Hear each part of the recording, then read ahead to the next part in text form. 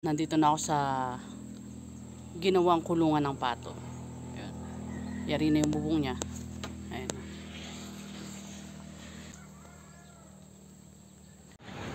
Ayan. Ito na nga pala yung bunga ng mais na nabili ni mama yung binhi sa TikTok. Ayan, iba-iba yung kulay niya. May black, may red, may violet. Yung iba dyan ay nalaga na. Yung mga natira na yan, ipapakain lang yan sa itik at sa pato. Ayan, pupunta daw tayo sa saging ng may sanga. Mga kakaiba.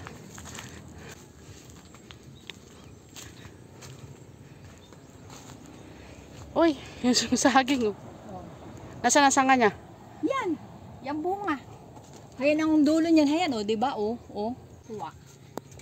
Sa kuha niya lang 'yan. Pero yan ang sanga niya. Ay, oo nga no. Oh, 'di ba? Yung sanga nagbunga. Ito sa kuha lang ito. Ayun pa. Oh. So ayun. Dito ako nanguha ng puso nung nakaraan. Ayan yung kinabit kong duyan. Tapos dito sa katabi lang niya, merong puno ng saging na nagkaroon ng sanga. Hindi sana ako naniniwala kay mama. Ipakita natin. Kita niyo yung puso ng saging na yan. Mas excited pa. Tignan niyo. Ayan o. Dito siya nagsanga o. Ayan. Isang puno lang yan. Tapos nagkaroon siya ng sanga. At ito. Yung puso. Ayan. Tapos doon sa taas, ayan ang pangano niyan, tumagos kasi siya dyan sa bubong. Ayun yung pinakapuno niya. Ayun sa taas. O diba, amazing. Ayan yung taas niyan. Tapos, yun yung puno niya. Ayan o. Ayan. Ayan. Pagkagaling ko nga dun sa sagingan ay napansin ko na yung ginawa kong kawilan ay lumalago na ulit yung mga kangkong. At dahil magaganda yung tubo ng kangkong ay naisipan ko na pumitas din para mai-adobo.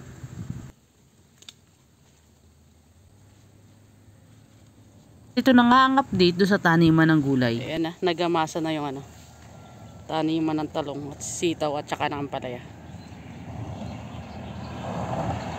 At ngayon nandito rin yung aking yung aking pinsan at pamangkin. Nangangawil sila dun sa paboritong spot ni mama.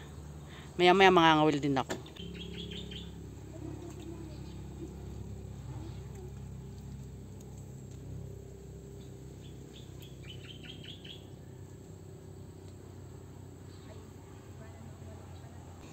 Yan.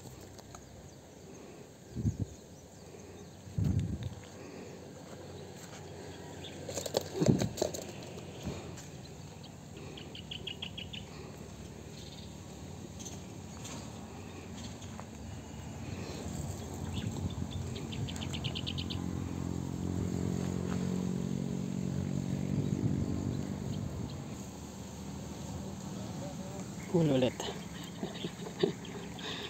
Taas kayo. Oh.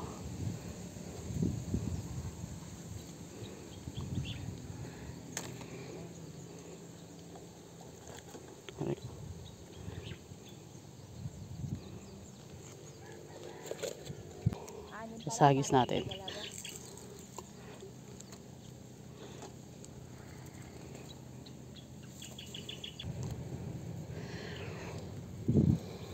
Yo, dayo. Yan o, nahuli niya na. Yan! Bakit gano'n? Sabit-sabit niya pa.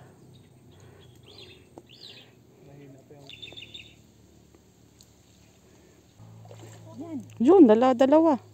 Sa mata pa nakuha yung sa... Nasabitan.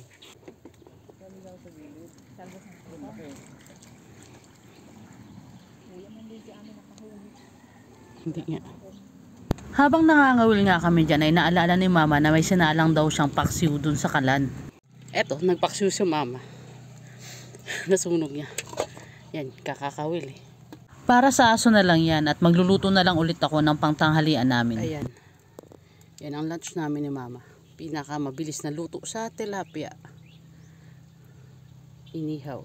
At syempre, ito ang masarap na kapartner niyan. Kamatis, sili, tsaka Tsaka ito, sibuyas. So, sawa natin ang inihaw na tilapia. Natin sasawa natin.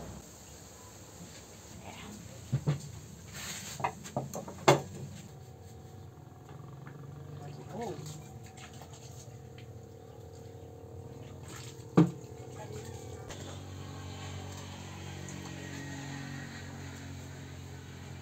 So tara guys, kain po tayo.